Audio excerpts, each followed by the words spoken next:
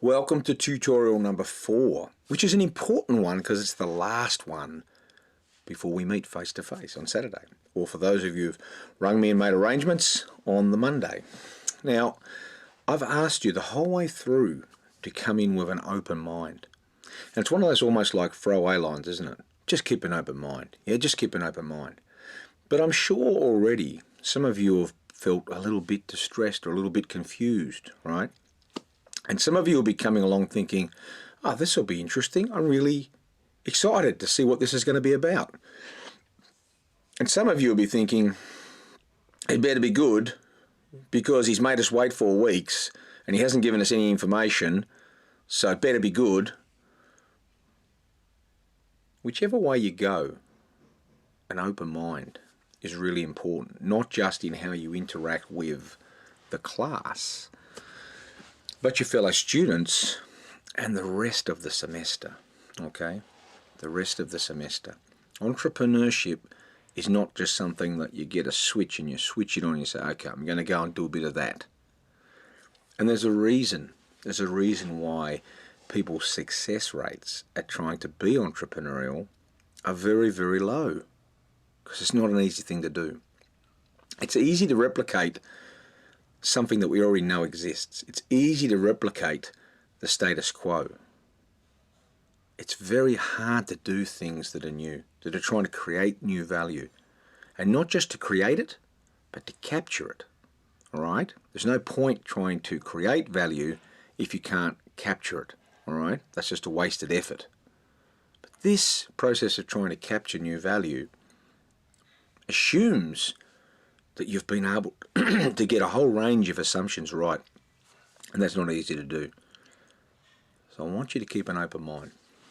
Now, I'll give you a couple of links to a couple of articles that hopefully will help you, some food for thought. It'll help you in getting yourself around this notion of an open mind. The first article talks about 7 types of benefits that you could get from having an open mind. The first one is just being able to let go of control. I wonder where you guys sit with that. So we already know 350 students in the class, so already know that most probably around 150 to 200 of you want to be in control. If there's a group process happening, you want to make sure that that stays on track, that you want to make sure it maximizes your chances of getting a 7 or at least a 6, right? But with an open mind, just let go of that control. Just see where things go. Just let others have an opportunity to step in and be the leader. Have other opinions. Consider their thoughts before you lock in around your own thoughts, right? A lot of opportunities for you in being able to let go of control. I want you to be able to experience the changes that are actually occurring. So if you are feeling uncomfortable, I want you to be able to step back and ask yourself, that's interesting, why is it that I do feel that level of uncomfortableness? Why is it that I'm excited by this opportunity? Why is it that I have a view about certain people before and I've only met them for half a moment? Why do I jump to those conclusions? Whatever it is, doesn't mean you're right or you're wrong, but I want you to have an opportunity to experience that. And you'll be certainly doing that through the personal learning statements, which are embedded inside your interim and your final learning statements. I want you to be vulnerable. I'm going to give you lots of opportunity to be vulnerable in the first workshop, okay? Whether that's on the Saturday or for those who have made arrangements to come and see me on the Monday. I want you to be vulnerable, right? Don't come in there wanting to hide you. Come in with an open mind, just like you would if you were catching up with your friends on the weekend. The people who've known you for years, that you can't hide from them. You can't pretend to be something different because they already know who you are. Bring that person along. Be willing to make mistakes. I'm going to give you a whole bunch of opportunities to make mistakes. So I'll challenge you right now. I'll challenge you right now. I'll find a prize of some description, I don't know what, for anybody that doesn't make a mistake, a mental mistake, in the first hour or so of the workshop. All right? Just come and see me. I'll make sure it's a decent prize for you. If you did not make any mental mistakes during the first hour and a half, all right? In fact, look forward to it. Look forward to it. Embrace the opportunity to come along and make some mistakes. And share those mistakes and try to make sense of why those mistakes are actually happening. Because it's an opportunity for you to strengthen yourself. It's an opportunity for you to grow, right? To go from being, this is the way I always think, to, there's multiple different ways that I could actually be thinking about this. And when you do that, then you gain confidence, okay? That's the number one outcome of my teaching over the last 20 years, has been helping people to develop confidence, self-confidence. And you might ask, why are we so interested in developing self-confidence? Well, the number one determinant of entrepreneurial behavior everywhere in the world, under all contexts, is confidence.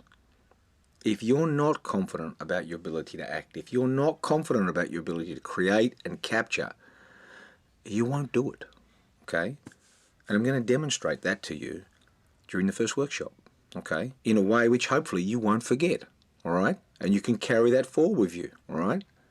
So that's really important.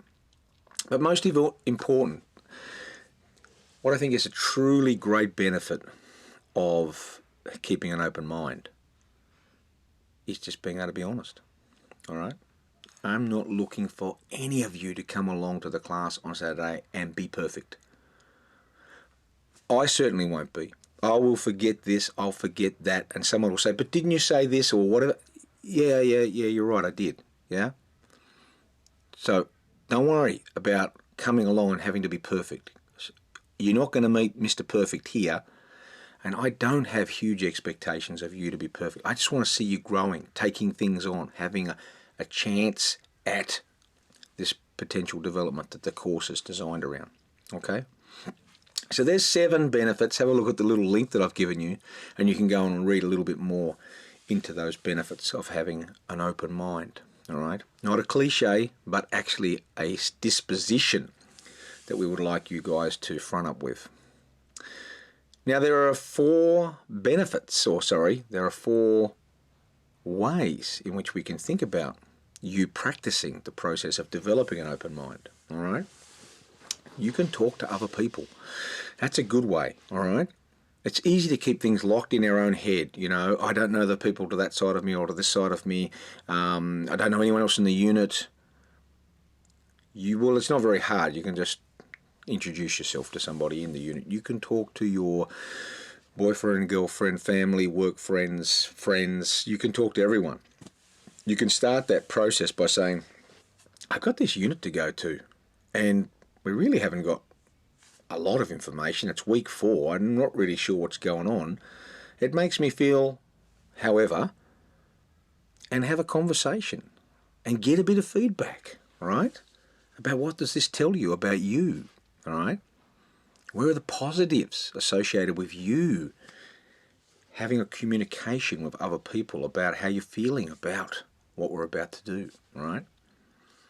And where you find yourself feeling a bit negative, challenge yourself to try and reframe those negative thoughts. This is going to be a total waste of my time. I can't believe I'm coming to school, university on a Saturday. What a waste of time. Alternatively, you could be saying, wow, this is the first time I've ever had to do this. That should be interesting. I'll give it a go. I'll have a bit of a go and we'll see what actually comes from it. All right?